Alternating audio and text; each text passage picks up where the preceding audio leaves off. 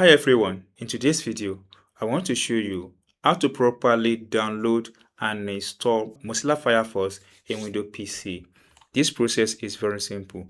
Open a browser on your device, any browser of your choice. You can open any browser that you have on your device. Now I want to use Google Chrome for this process. Then here type in download Mozilla Firefox. Now it comes out like this. Click on the first link. Once you click on the first link, it comes out like this. Download Firefox for Windows.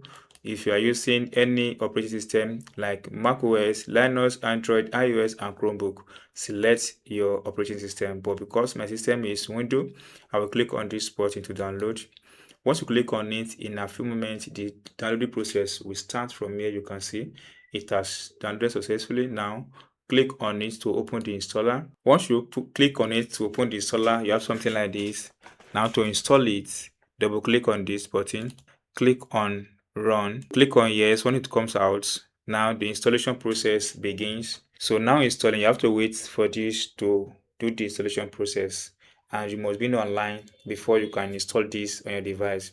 Then you must have a very good network, but I'm very sure in a very short moment the installation process will fully completed. So let's wait, and I'll come back once it installed completely on my device. Now the installation will be fully completed. Here is the shortcut. Now click on it to open it. So when it comes out like this, you have to save at this place. Welcome to Firefox. By continue, you agree to the Firefox terms of use and our privacy. Click on this button, continue. Once you click on continue, it comes out like this. Now restore from desktop, sign in. All of that is, you don't need all these. Just keep this button here. Skip this one. Skip this one. Now start browsing. Here we go, guys. We've been able to install and run Firefox on our Windows PC. And that's all. If you enjoyed what I've explained in this video and if you're not subscribed, please subscribe for more updates like this.